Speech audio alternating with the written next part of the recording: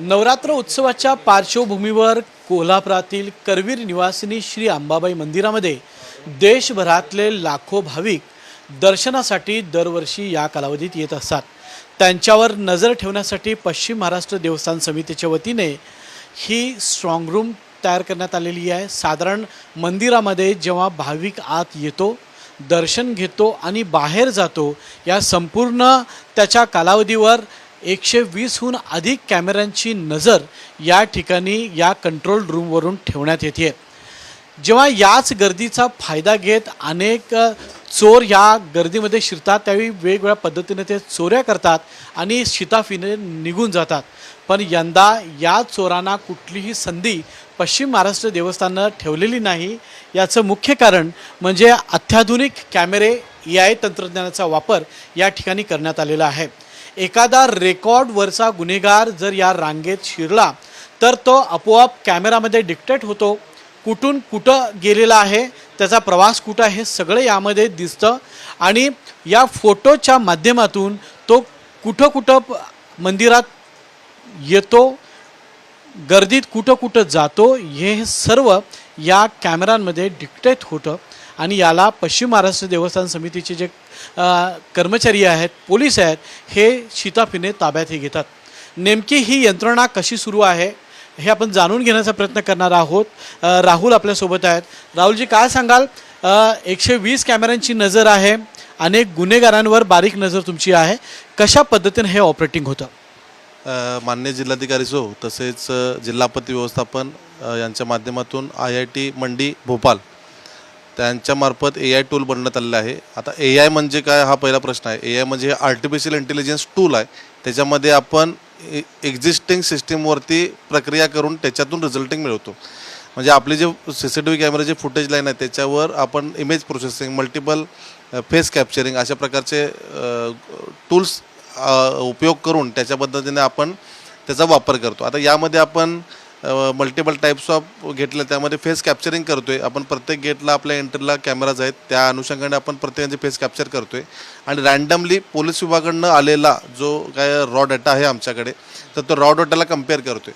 त्या अनुषंगाने आपल्याला कळून येते की कुठली व्यक्ती बाबा ती आपल्या रजिस्टर्ड डेटामधली आहे आणि त्या इंडिकेशन आम्हाला येते आणि त्या इंडिकेशनमध्ये हेच होतं की यामागे आम्हाला चोरी झाल्यानंतर तपास करायला लागायचा, पण आता याचा फायदा असा होणार आहे की चोरी होण्यापूर्वीच संबंधित गुन्हेगार जर मंदिराच्या आवारामध्ये, मंदिराच्या पेरीपेरीमध्ये असेल तर आम्हाला तो डिटेक्ट करता येणं सोपं होणार आहे।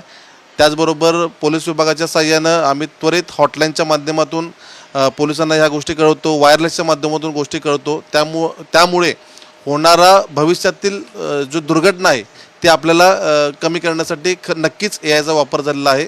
आणि त्याचबरोबर मंदिराची गर्दी, मंदिरातून येणाऱ्या लोकांची संख्या, गेटमधून येणाऱ्या लोकांची संख्या, यातून व्यवस्थापन एक प्रकारचं आपल्याला करणं सोपं होणार आहे। डिझास्टर व्यवस्थापन म्हणजे आपत्ती व्यवस्थापन करणं आपल्याला सोपं जाणार आहे। राहुल, या स्क्रीनवर आम्ही बघतोय आता isakal.com आहे देशातील नंबर 1 ची मराठी न्यूज वेबसाईट। प्रत्येक अपडेटसाठी isakal.com ला नक्की भेट द्या।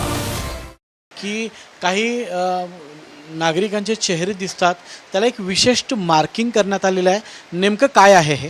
हे फेस कॅप्चरिंग मोड आहे। म्हणजे मी जसं सांगितलं की रजिस्टर व्यक्ती आहेत त्याचा फेस हा कॅप्चर केलेला आहे आणि त्यानंतर त्याच्या सिमिलरली पर्सेंटेज वाईज आपल्याला डिटेक्शन देतो की बाबा ह्या सिमिलरली हा फेस आहे आणि त्यावरनं आपण ऑब्झर्व करू शकतो की बाबा ती व्यक्ती तीच आहे आणि तो संशयित आहे।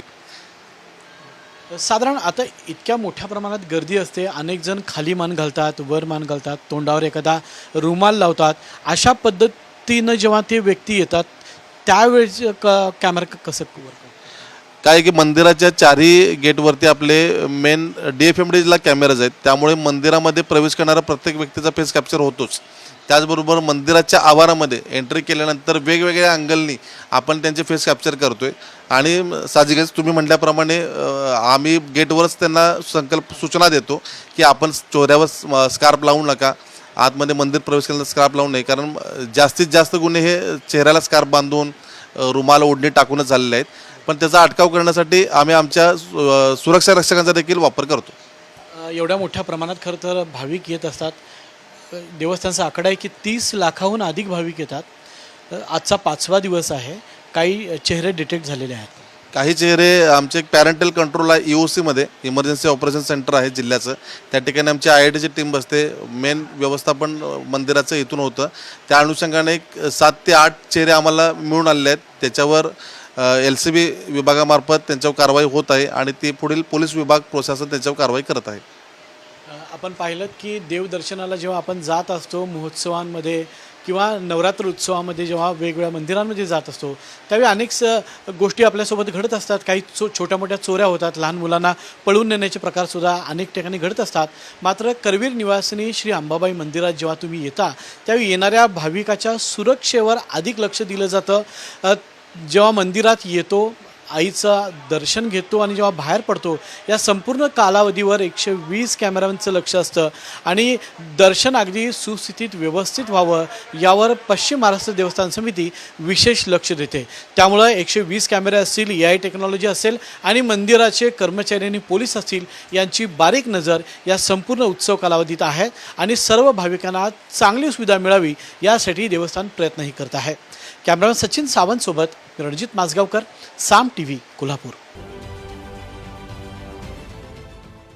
देश विदेशातील प्रत्येक घडामोडींचे लाईव्ह अपडेट मिळवण्यासाठी आता साम टीव्हीच्या सर्व सोशल मीडिया प्लॅटफॉर्मला लाईक, फॉलो आणि सबस्क्राईब करा.